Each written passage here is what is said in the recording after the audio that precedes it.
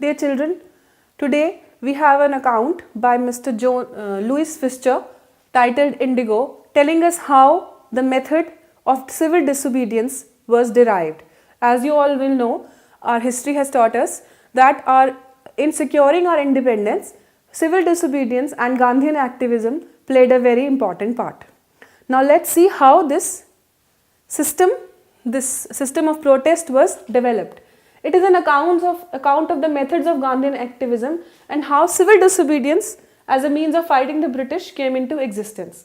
The story begins at the 1916 annual session of the Congress, where Gandhiji was accustomed by Rajkumar Shukla, a peasant from UP, Champaran, and he told him about the unjust landlord system at Champaran. Gandhiji told him that he had to visit Kanpur and a few other urgent works had to be done. So he will not be able to visit Champaran very soon. But he will definitely come. So Rajkumar Shukla was very persistent. He kept following Gandhiji and was able to persuade in 1917 to Gandhiji to come to Champaran and see the state of the peasants himself. Gandhiji then decided to go to Champaran and visit the peasants. So first he decided to visit Rajendra Prasad at Patna. Now Rajendra Prasad, who later became the president of the Congress party and also the president of India, was not able to meet him, but on the way to Muzaffarpur, Gandhiji was met by Mr. Kriplani and he was housed at the house of Mr. Mulkani for the night. It was a very brave thing to do for Mr. Mulkani because the people were very afraid of the British authority and Gandhiji was not welcomed by the British authorities. They were afraid of him. Now he met many lawyers there and he asked about the case of the Champaran peasants and he was made accustomed to it, and also the lawyers told him that the fee that they asked the peasants were very high. Gandhiji there itself chided the lawyers for not helping the peasants. Now the case of the peasants was that the large plantations were owned by British landlords and in return of rent they asked the peasants, the tenants, to harvest 15% of the land with indigo and give them the indigo crop.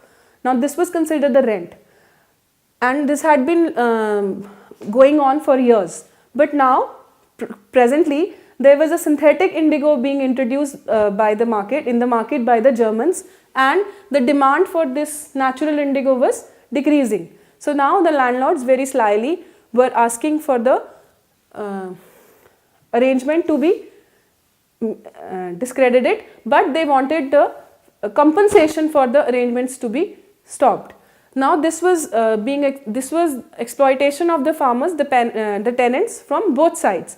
They were not able to share the harvest the land which was meant for the indigo because it was spoiled, and they also had to pay for the 15% rent agreement to be cancelled.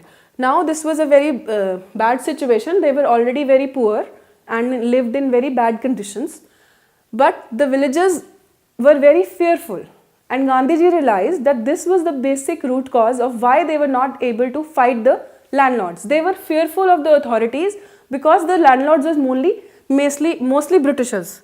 Now Gandhiji realized that the first thing was to be done was to remove the fear, and he started gathering evidence and statements. Then he asked the authorities for some clarifications and some details, but he was denied that.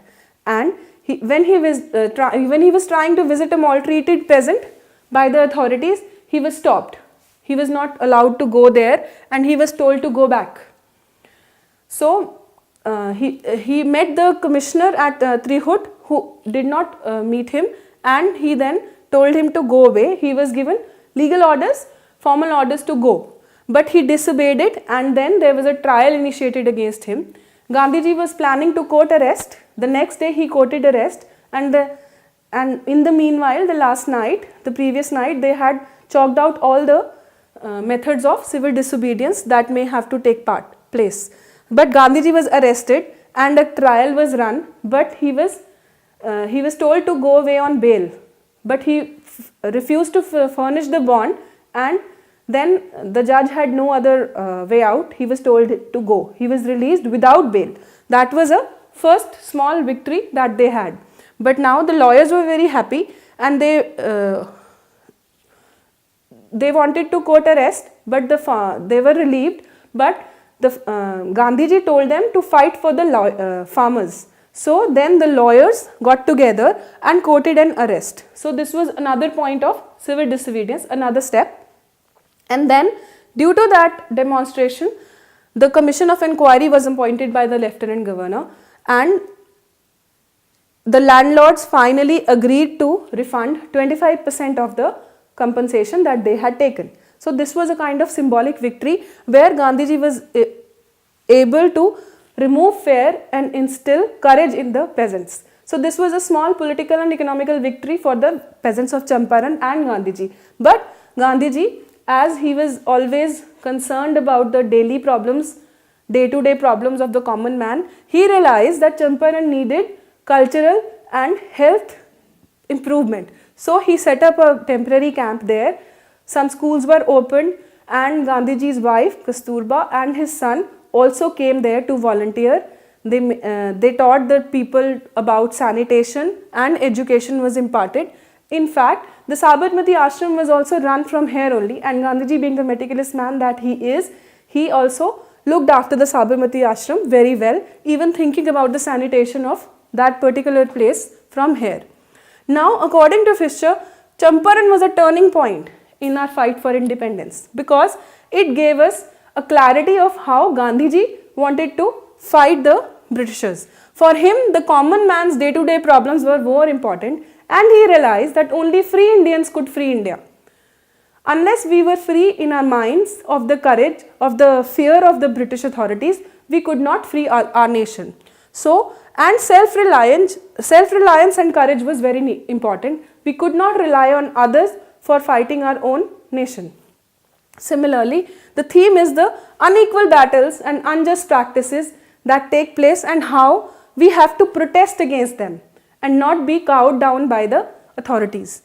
Also, we have to teach people courage themselves and enable them only to fight their own battles, so that they are able to fight their own battles and improve themselves. This was how the Gandhian activism and especially the civil disobedience movement was discovered and employed, which helped us to secure our independence.